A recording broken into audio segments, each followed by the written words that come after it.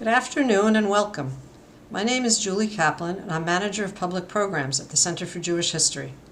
I'm particularly thrilled to welcome you today to an extraordinary conversation on the occasion of the publication of Eliyana Adler's new book, Survival on the Margins, Polish Jewish Refugees in the Wartime Soviet Union, which is the first comprehensive account of these refugees' experiences in English. The Center for Jewish History is a home for the archival collections of 5 partner institutions: American Jewish Historical Society, American Sephardi Federation, Leo Baeck Institute, YIVO Institute for Jewish Research, and Yeshiva University Museum. Together, these collections create one of the largest archives of the Jewish experience in the world. Above all, though, the Center aims to be a home for our growing academic community, inspiring encounters, exchanges of ideas, and collaborations, and witnessing groundbreaking explorations of our unparalleled archival resources. We are proud to be able to facilitate important conversations like the one we are about to present. Let me introduce our discussants. Eliyana Adler is Associate Professor of History and Jewish Studies at Penn State University, where she teaches and studies Jewish life in Eastern Europe. Her publications include the book we are discussing today, as well as In Her Hands, The Education of Jewish Girls in Tsarist Russia, several co-edited volumes, and numerous scholarly articles. Currently, she is exploring the history of memorial books. Debórah Dwork is the founding director of the Center for the Study of the Holocaust, Genocide, and Crimes Against Humanity at the Graduate Center, City University of New York. Path-breaking in her early oral recording of Holocaust survivors, she weaves their narratives into the history she writes. Her award-winning books include Children with a Star, Flight from the Reich, Auschwitz, and Holocaust. Recipient of the International Network of Genocide Scholars Lifetime Achievement Award in 2020, Debórah Dwork currently serves on the U.S. delegation to the 34-member State International Holocaust Remembrance Alliance. Finally, 2 notes. You are welcome to write down your questions for the Q&A portion of our program. To do so, please use the Q&A function visible on the bottom of your screen. You can type your questions throughout the program. Our program is recorded and will be available via the Center's website and YouTube channel soon, and we will email you the link to the recording as well. And now, without further ado, Eliyana Adler and Debórah Dwork. Thank you so much. Let me frame what we will do for all of our participants today, and then I'll frame my first question to you, Eliana. Eliana and I will have a conversation for about 35 to 40 minutes, and then we will turn to your questions, everyone. I will be looking through the Q&A section and passing them on to Eliana. So now that everyone knows how this is going to roll, let me frame my first question to you.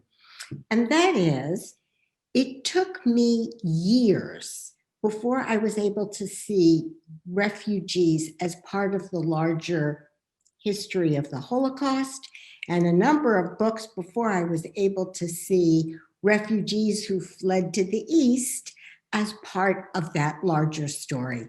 And here you are with this beautiful, loving, informative book.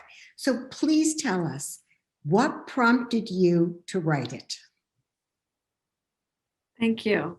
Thank you so much for the question and also for taking the time to have this conversation with me today. Well, I mean, as you know, as a historian, there are different ways to tell the same story.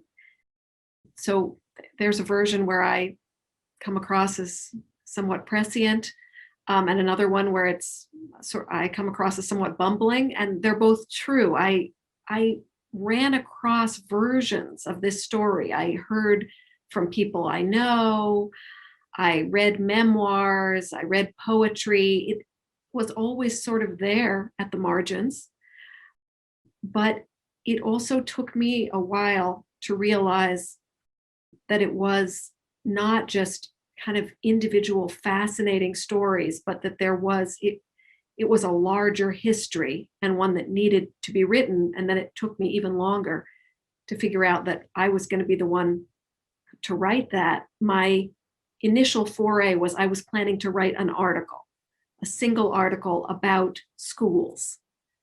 because my previous research had been in education. I was going to write an article about schools that Polish Jews established in Central Asia during the war. But then I found out that first of all, there wasn't a lot of information about schools, but also that there wasn't a lot of secondary material within which to contextualize that. And I couldn't really tell that narrow story without telling a much broader one. So let's talk about the sources, the memoirs, the poems, the lack of the secondary sources in particular areas, but wealth in others. So please tell us, what sources did you find in the end, and what did the different genre of source tell you? Here again, not entirely what I expected. There was one academic book written about Polish Jews in the Soviet Union, entirely about them, and it came out in Hebrew in the 1980s. A very good book, but written by someone with different interests than mine. He was also one of them. He was also someone who'd been through that experience. He knew all the languages. I thought that I was going to be able to find many documents that had eluded Josef Litvak, that I was going to be able to tell a much more fleshed out story, so to speak, because I would be able to get a hold of all the Soviet documents that he couldn't get in the 1980s. In the event, I couldn't get at most of those documents because they are still mostly closed off. These Polish Jewish refugees and deportees were overseen by the security services, and that material is still too hot to touch on the whole.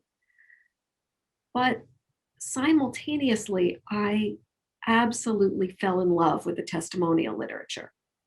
And so even when I eventually could dig up some, historical documents, in the end, what I really wanted to do was talk about individual lives and histories and people who lived through this experience. And that really changed the way I approached and the kinds of questions that I asked. And that is absolutely clear in your narrative. It's all about people. People form the core and the heart of your narrative. So let's talk about those people. Who fled east? What was the role of age, gender, family ties? Big question, yes. So the short answer is everyone fled east. I mean,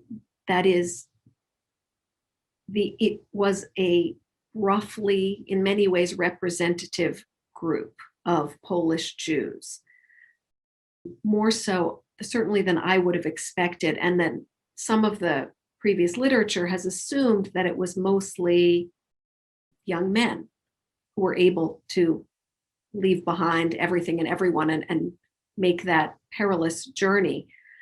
It was somewhat more young people and men, but single female teenagers went, grandparents went, religious people went. Of course, there were some who fled east because the Soviet policies and politics appealed to them, but also plenty of people for whom Soviet policies were anathema, but still realized that it was a better choice for them.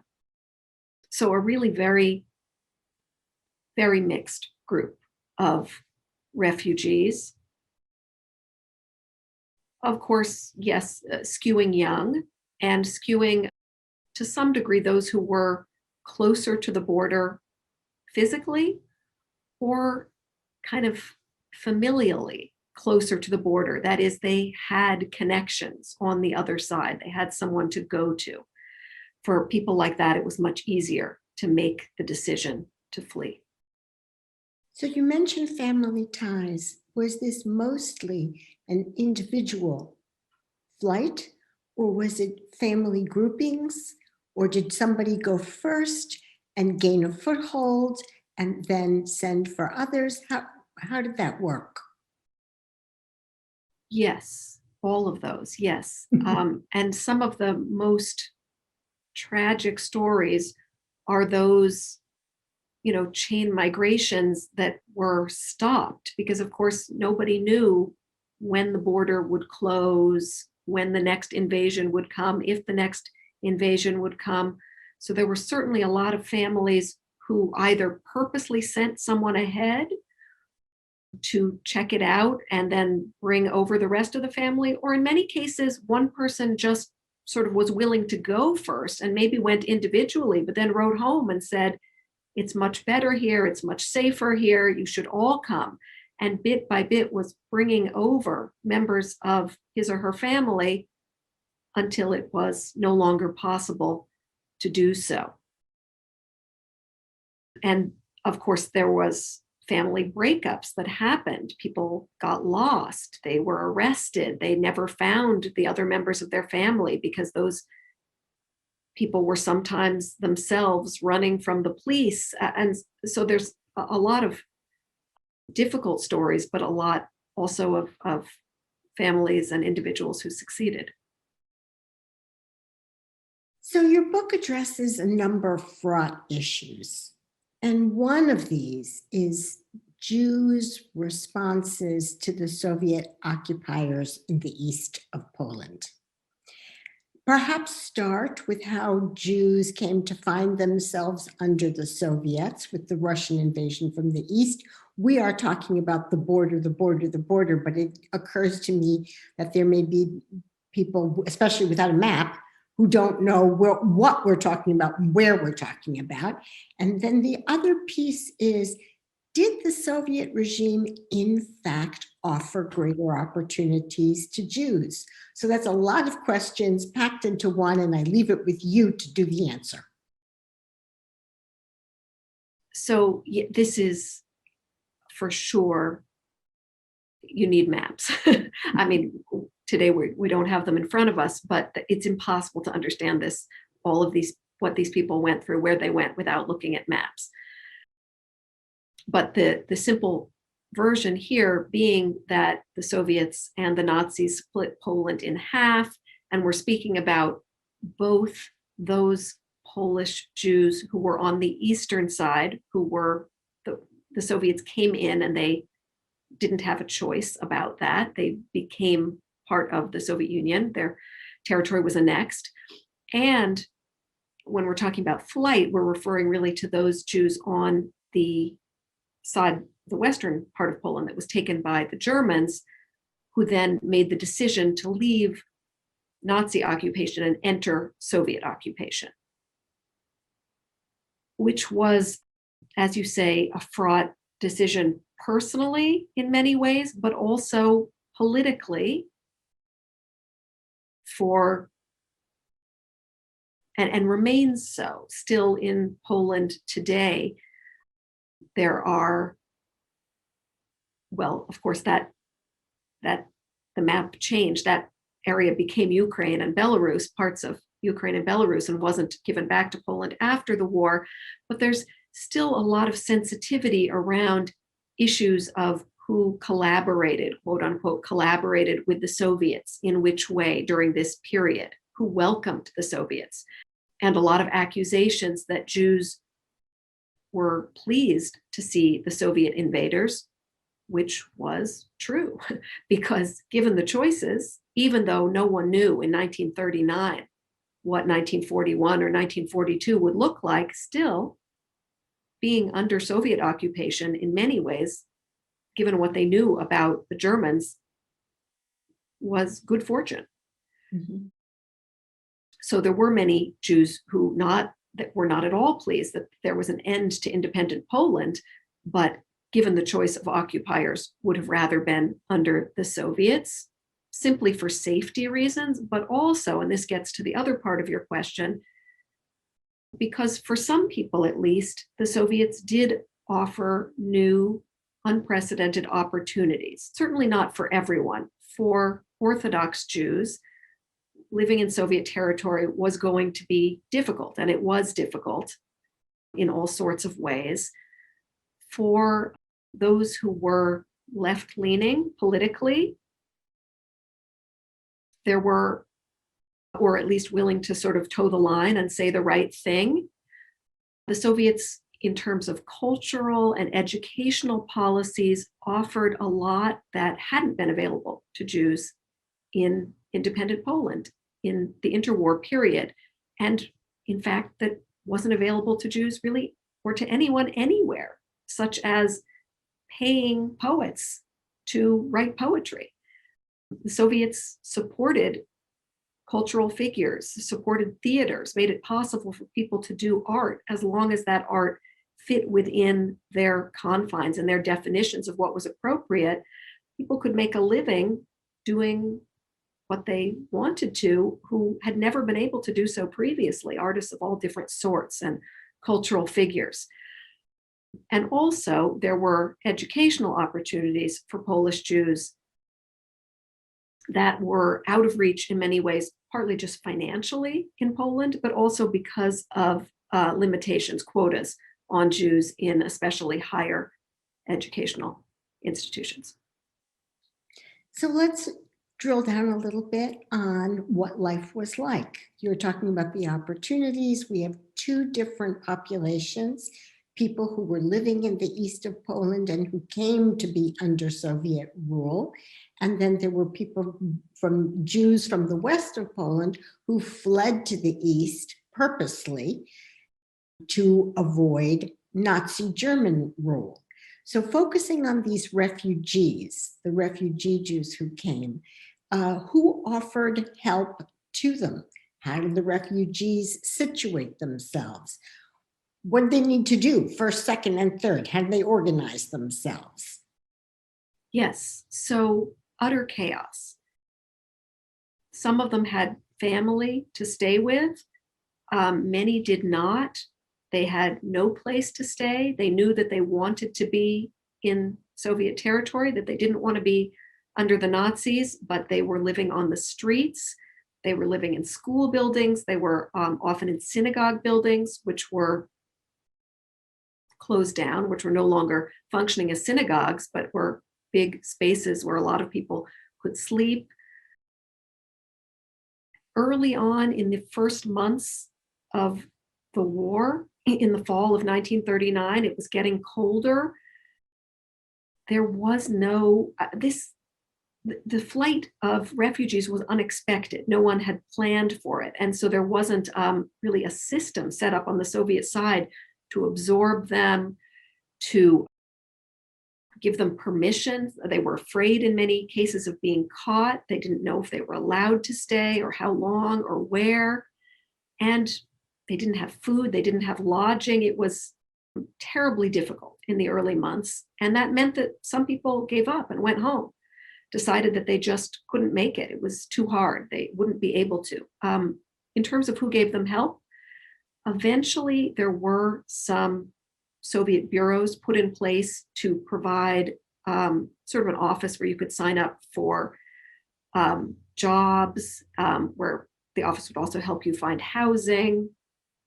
There were some soup kitchens. The early ones were just ad hoc. In many cases, local Jews just opening up their communal buildings, bringing together what they could to try and help people, to try and feed people. That also got better over time, but it was a very rough beginning because, of course, the Soviets had much more important things to do than to deal with these refugees. They had just taken over these vast blocks of territory and they had to Sovietize. They had to bring everything under control there. And it was only after a number of months that they really had time to take on the refugees and decide what to do with them. And what was the relationship of the Soviet state and Jewish self-help organizations and Jewish philanthropic organizations? So this is, the Soviet state was not particularly against Jews or their philanthropic organizations, but needed to, according to its own ideologies, put an end to all independent institutions and organizations to make everything come under their own umbrella and their own power. And that meant that just at this moment, when these people were in their greatest need, all of the organizations that would have been in place, that would have helped them, were essentially being, maybe criminalized is too strong a word, but were certainly being shut down and their work being hindered. But that wasn't a sort of an anti-Jewish or an anti-refugee policy. That just had to do with the internal logic of the Soviet state. Similarly, can you talk about employment? That, I think, also is an issue that confuses people. There's first the Soviet offer of labor farther in the interior, and then there were deportations. So could you explain the Soviet actions and the Jews' reactions and responses? It is complicated and it is confusing. I mean, what becomes clear is that early on, we understand that the Soviets didn't have a plan, but eventually, once they got around to trying to deal with the refugees, their plan was evolving. They didn't quite know, and they tried out, they experimented to some degree. So one version of that plan in the late fall, around November, the Soviets started offering any refugees who would sign up could be guaranteed jobs if they would move out of that area where they lived and where they wanted to live and where their people were, into areas where there was much greater need for their skills and for any people who were willing to work. So particularly in mining, in coal, in forestry, in certain areas where there was just a need for unskilled labor and also to some degree for skilled labor. So the Soviets began sort of advertising and trying to bring people in and offering attractive positions, family housing, schooling, the promise of work in your own profession, and trying to convince these refugees to leave their comfort zone, to leave the people who were like them and who spoke their language, and to move in order to be able to feed themselves and their families. So that was sort of the first step, the first effort, and it was not as successful as the Soviets had hoped. Most of the refugees didn't sign up, and those who did, on the whole, were dissatisfied with the kind of labor, the conditions. It wasn't what they'd been promised, and it wasn't what they imagined, and many of them ended up abandoning those areas. And so a later decision was made in the spring of 1940, in February and March, to deport any refugee who would not accept a modified version of Soviet citizenship. But it is worth mentioning that there was a lot of deportation going on. This again wasn't sort of an anti-Jewish or an anti-refugee. It was a general policy that was quite prominent in the Soviet Union. So you mentioned a modified passport. So let's jump into this passport, the Soviet passport offer. Why did the Soviets offer passports when no other country was offering Jewish refugees passports at that time? And by that, I mean Jews who had got there. So Jews who managed to secure safety in Britain, for example, were not offered passports, not during the war, not after either, not for many years after, but we'll come to after. Switzerland, the same, so on and so on. So what's up? What's with the Soviets and their offer of passports? Such an excellent point, that it's easy to, we all have certain thoughts about the Soviet Union and their policies and what Stalin was up to, but they were willing to accept these people and give them citizenship when, as you say, no one else was. And the Soviets had far larger numbers of refugees, Jewish refugees, than any place else. And they were still willing to absorb them. So the passports on offer would have required the Jews to move a little bit further east into the older Soviet territory and not so close to the border. which was part of their both concern about the border areas, but also that effort to kind of spread these people out a bit. But in terms of why, it's a great question, and it's one we will never know the exact answer to because Stalin didn't have to explain himself. But from what we can understand, it was very clear that Stalin wanted to keep these territories. They were annexed in early November, and the plan was not that there wasn't going to be a Poland after the war in Stalin's view at this point. So there wasn't going to be a place for these people to go back to, and all of these other people had already been absorbed. So percentage-wise, they were pretty small numbers compared to how many other people were in this territory. It was kind of a rounding error, and I think it made some sense to just bring them in and kind of normalize their status. Do you think it was about normalizing it for the future or control over populations? That we both know Stalin loved to do. Yeah, and I guess both. I mean, those aren't in contradiction, right? It's possible to do both, and absolutely, it needed to be done with utmost control. So deportations, back to deportations. Deportations to where precisely? Yes. So from the perspective of the deportees, everywhere they were deported to was Siberia. This is something I write about in the book. In their most of their writing and discussing testimonies, oral, written after the war, they talk about going to Siberia. And in some cases they did.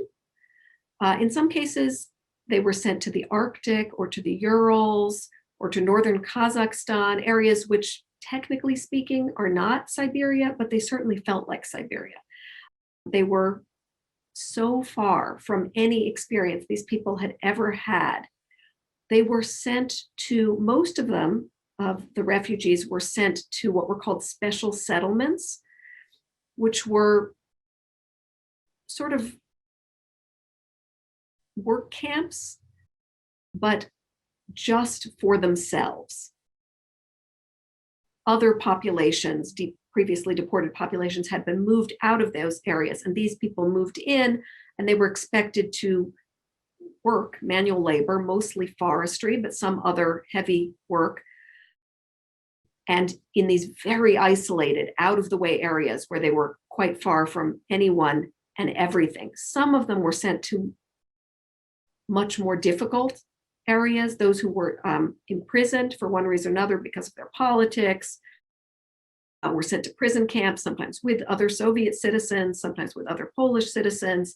So there's some variation. Can you give us a little more detail about work, about housing, about health conditions, cultural activities, religious practice? Because you're talking about special settlements, but we don't yet have a mental picture of what that looked like or what it felt like in daily life.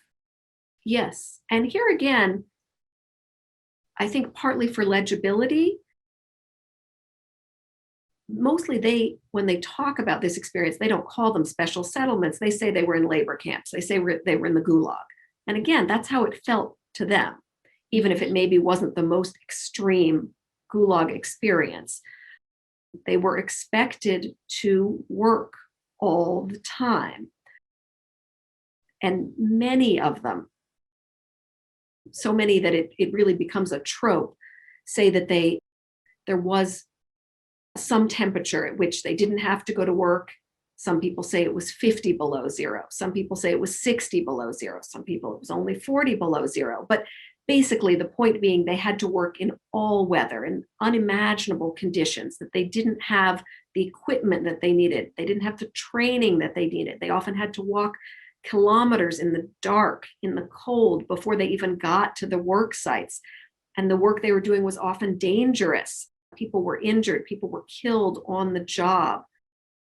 They received the most minimal nutrition in exchange for their work. And those who didn't work were sometimes punished, but certainly always didn't get full rations.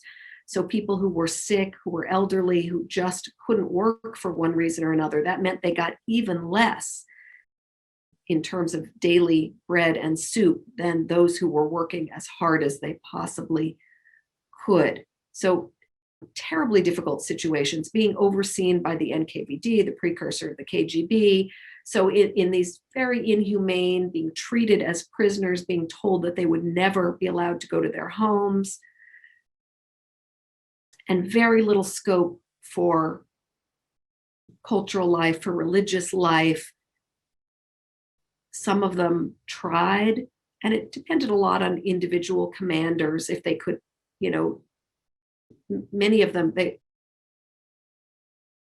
the major deportation happened in the summer of 1940 for refugees. So the first test for many of them was the high holidays that came that fall. So of course there were some religiously observant Jews, but also many less so, maybe not Orthodox, but for whom Rosh Hashanah and Yom Kippur were very important days that they didn't want to work. They wanted to pray. They wanted to be with their families. And in some communities, they managed to work something out with their commanders. In most communities, they did not. There were some strikes because of that, a lot of punishments because of that.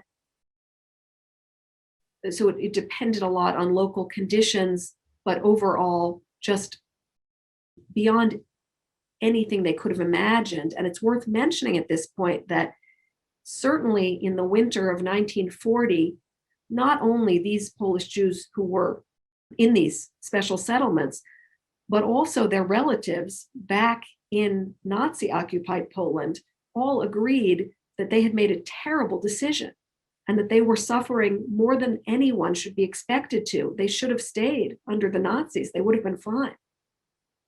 At that moment. Yes, from how it looked at that point. At that moment, the situation is constantly unrolling, constantly evolving. And so it's always this perspective of the moment.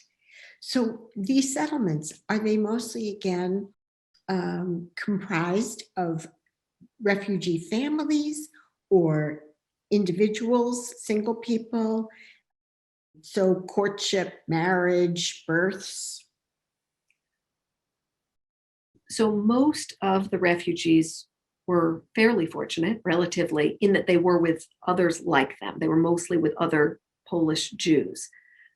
Sometimes, some of them ended up in other collections. For single people, they were sometimes sent separately. Single men in particular were sometimes sent to special settlements that were only men, and it was Polish citizens, Jewish and non-Jewish.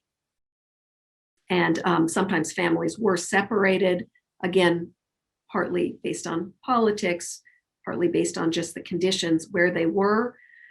But life still went on. As you're pointing out, there was a lot of death amongst particularly the youngest, the young children and babies and the elderly in these settlements, but there were also births. There were also marriages, or sometimes just the formation of new relationships that couldn't really be sanctified as marriage at that time and place, but at least people came together to help one another and to provide camaraderie. Mm-hmm. So, the German invasion of the Soviet Union, as we just said, the situation is constantly evolving. And in this case, is a cataclysmic change. German invasion of the Soviet Union shifted political alliances and changed facts on the ground. So please talk to us about this sudden turn and its consequences, starting with another term that we know from this era, amnesty. Yes, so as you say, everything changes overnight, unexpectedly for everyone in the Soviet Union. But to speak about this group in particular, unbeknownst to them, the Soviet Union, which has been invaded, which is losing territory, which is losing land, which is losing people, which is losing the war at that moment in the summer of 1941, makes an agreement with the Polish government in exile in Great Britain, which is part of their sort of overall agreement to join up with the Allies, to grant a blanket amnesty to Polish citizens who have been deported and are being held in the Soviet Union. So overnight in August and September, they find out somewhat gradually, suddenly these deportees are told that they're free, that they don't have to stay in these labor installations any longer. They can leave. Of course, they can't go home. That's out of the question. Those areas are in the middle of what is now a war zone. So they have to decide what to do next, where to go next. And most of them decide to go south, partly just because they're so cold. So and for other reasons as well, many of them end up going to Central Asia and to the Soviet Central Asia. So now they're amongst a population that they've never seen before. They're amongst a Muslim population, customs, traditions, foods that are completely new and different, fruits, vegetables. Please tell us about their footings into this life and what they saw. Yes, so completely unexpected, off of their kind of cultural map in many ways. They go to these countries and they have all these different encounters, which I will speak about answering your question, but it's also worth mentioning that, and this is, I think, just human nature, mostly they seek out people like themselves. That is, they're in these foreign lands where people speak different languages and have different customs, and they're trying to find their way. And they are looking mostly for Polish Jews, family members, certainly, but also even people from the same town, people from the same region, even anyone who just speaks Polish or just speaks Yiddish. So there's a degree to which they're sort of turning toward their own, but also they cannot help but have interactions with all sorts of different peoples. And that includes, as you say, the local Muslim populations in those areas, the Soviet evacuees who have been moved into those areas in enormous numbers, previous deportees from elsewhere who have also been moved, sometimes a generation previously, into those areas. So it's this absolute mix of different people, and they're trying to make sense of it. And they are also sort of at the very bottom of the pyramid in terms of getting help. There's all these people, there's a war going on, there's shortages, and Soviet citizens, certainly those with some connection, are even in better shape, but even any Soviet citizen can have a bread card, a ration card, whereas these deportees, they've been given amnesty, they have permission to leave, but oftentimes they don't have any help finding jobs, housing, food. Once again, they're starving. And so did they tend to go to some place and settle, or did they tend to move around from place to place? There's a lot. Once they're amnestied. Yes, once they're amnestied, a lot of movement, particularly in the first year. That is into 1942, a great deal of movement. They take trains, they walk, they go where they can, they try out different areas, they try and find jobs. Often they fail. They hear from someone else that maybe it's better someplace else. Over time, by later in the war, they begin to find places to settle down. And at that point, they don't know how long the war will last, of course. And many of them are fortunate eventually that they have jobs, they find places to stay, certainly not very nice places to stay, but they figure out a way to survive and they eventually find a place to live. One of the great strengths of your remarkable book is the attention you devote to post-war choices, decisions, experiences. We want 1945 to serve as the end point, but it wasn't. Can you talk to us a little bit about the post-war dilemmas of your refugees and how they resolved those dilemmas? Yes, thank you. And there are so many dilemmas, as you correctly note. I mean, first of all, just on the very basic level, the war ends and nothing changes for them.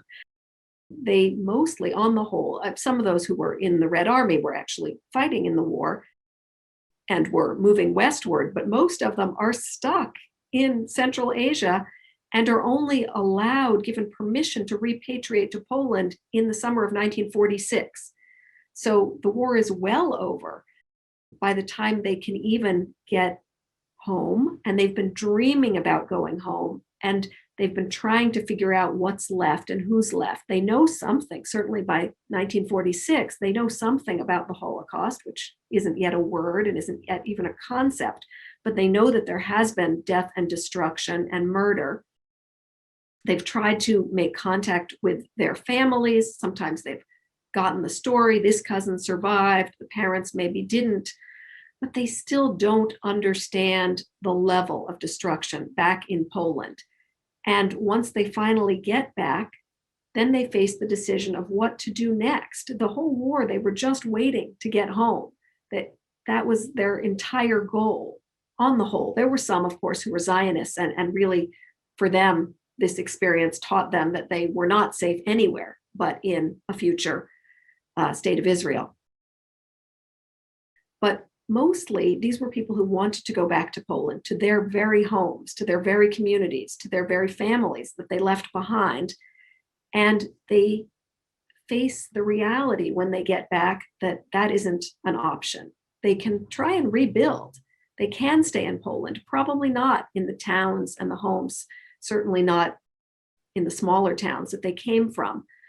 They can gather together in the larger cities where there are, and in the western parts of Poland where there are Jewish communities, and try and rebuild, or they can become refugees again, once again, and leave Poland and try and start new lives. Thank you so very, very much. In the 15 minutes that remain to us, I turn to the 52 questions No problem. in the Q&A. And for example, one question from a woman named Fran Asa is about conscription into the Russian army, that several members of her family were, including her mother, who also served in the army. So can you talk a little bit about conscription into the Soviet army, and also whether you happen to know about records having to do with that, and for people who would like to trace their family members' service? But conscription, let's start with that. Yes. So officially, these refugees who hadn't taken Soviet citizenship should not have been conscripted into the Red Army. Now, the other Poles, Jews and Catholics, who had been annexed, who had lived in the eastern part of Poland, they were Soviet citizens now, and those who were fortunate enough to escape from those areas and end up in Central Asia also and survive the war, they should have been conscripted. They were then Soviet citizens. So there's different groups among the Polish Jews. But the fact is that even those who were not Soviet citizens often were forced to serve in the Red Army, and that some volunteered because it was their war. And once the Soviets were on the anti-Nazi side, they wanted to be part of that. So there's all sorts of reasons that these Polish Jews ended up serving. And then in 1943, in an effort to get more Polish citizens, mostly Catholics, but Jews included, to join up, the Soviets actually created a Polish unit of the Red Army, which was specifically in order to bring more people, more Polish citizens into the war. So these are all different ways in which people got involved in fighting. And I do get a lot of questions about records, and the news is not great about records. It generally just about how many, we don't even know how many deportees there were, exactly where they went. There's different figures, there aren't exact lists. And in terms of both conscription and volunteers, if families have some of their own records or some of their own medals, in many cases, sometimes those can be traced. Sometimes there are numbers and you can figure out when and for which battle and that sort of thing. But there are scholars who know a great deal about the Red Army during the war and exactly who was where when, but there are not systematic lists of all of these people, unfortunately, that we can consult. Thank you. Naomi Waxberg touches on a very another murky point for many people, and that's the identity cards. What was the process of obtaining valid identity cards? Was it possible to travel in the Soviet Union without an identity card? So could you please talk about identity cards and mobility? Yes, yes, very murky, as you say. So after the amnesty, there was another, what the Poles referred to as a passportization drive. That is another effort to get Polish citizens to accept Soviet citizenship. And there were some real perks. There were a lot of reasons, both coercion, but also because it would help with getting housing and bread ration cards, that some Polish citizens, Jewish and otherwise, accepted at that point Soviet identity papers. For those who refused to do so or didn't accept, there was, many had lost their original Polish identity information just because of where they were. It was hard to hold on to documents. There was a relatively brief period when the Polish government in exile was allowed to have delegates meet with members of the Polish population in Central Asia and elsewhere in the Soviet Union, and they could sometimes replace and get new, even Polish passports during that period. Although some Jews said that they were turned away because they were Jews, and some of the Polish delegates wouldn't accept them as Polish citizens. Others were able to get papers. But it is a complicated and also one of these issues which still remains somewhat politically rife. Well, here's a question which actually needs a book in response. And of course, it's a question that's dear to my heart. It's from Eliyana Rosenbluth, and her question is, what would have happened to children? You can say, I thought that was a great question. Yes.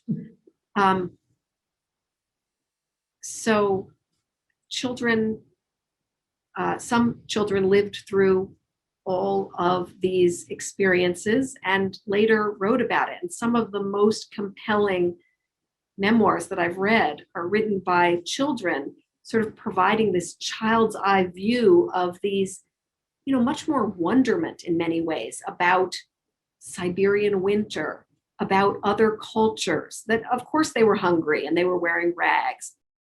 And, sometimes their parents were arrested, but they are also able to sort of recall that sort of the view of a child. There were diseases that racked a lot of these families. Many children died. Other children had to take over the role of parenting their own siblings, sometimes their own parents they had to take care of. So all sorts of difficult experiences. There's one sort of stream, which is not the majority of children didn't have this opportunity, but the Polish government in exile was able to take some orphans out of the Soviet Union via Iran. And there's a remarkable set of interviews, testimonies of those children and the Jews among them who ended up in Palestine in 1943 were interviewed by the Polish government in exile. And we have from that moment, when the war is still going on, they're separate from their family. They suddenly find themselves in this completely different place, writing about what had happened to them. So, moving from children, one person wants to know something about Jews who chose to go into the interior of the Soviet Union, as opposed to those who were deported. So far, we spoke about people who were urged or pushed, as opposed to those who went of their own volition. Could you speak about Jews who went of their own volition? Yes.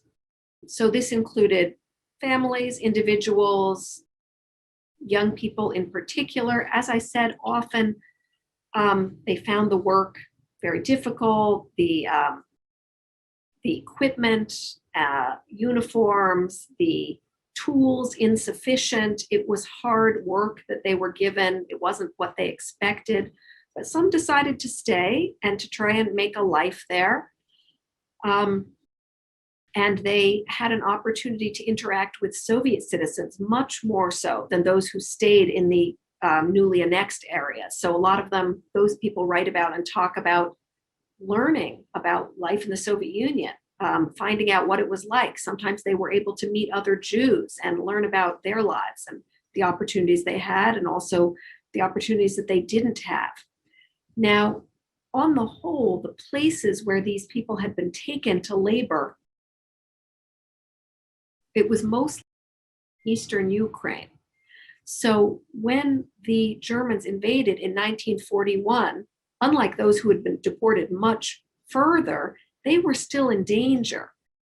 So having chosen to labor in the interior didn't get them out of harm's way from the Germans in the same way that deportation did.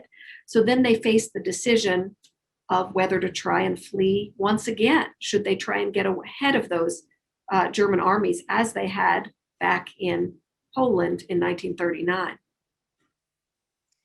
In the last minutes that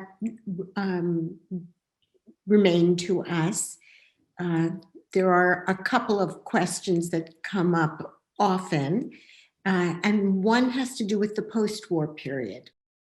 The first decision to go from the Soviet Union, from the East, back to Poland, and then the decision to go from Poland elsewhere.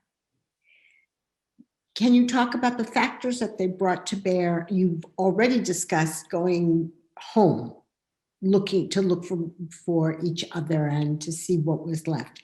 Can you talk a little bit about the next decision?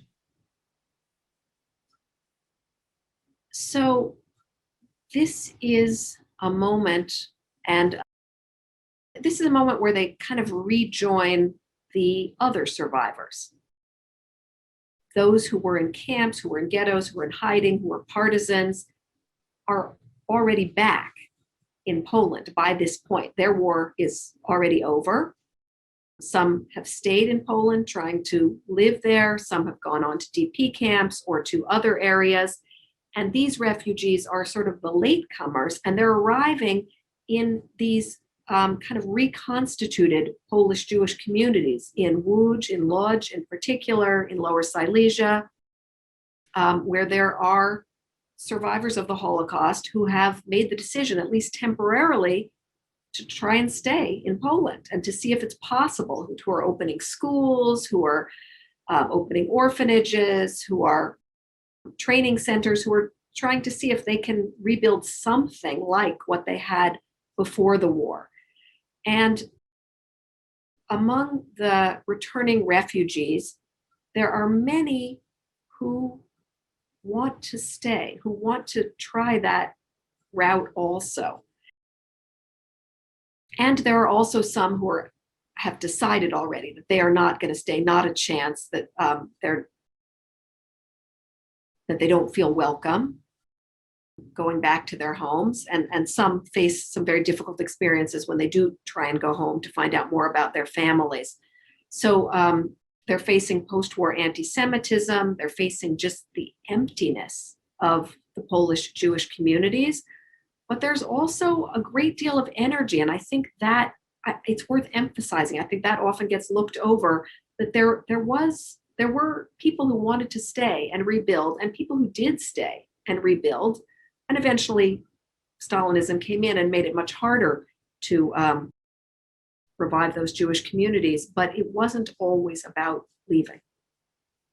When you say that they wanted to rebuild, did they want to rebuild the Jewish communities that had been destroyed, or were they politically motivated and they wanted to rebuild the new Poland?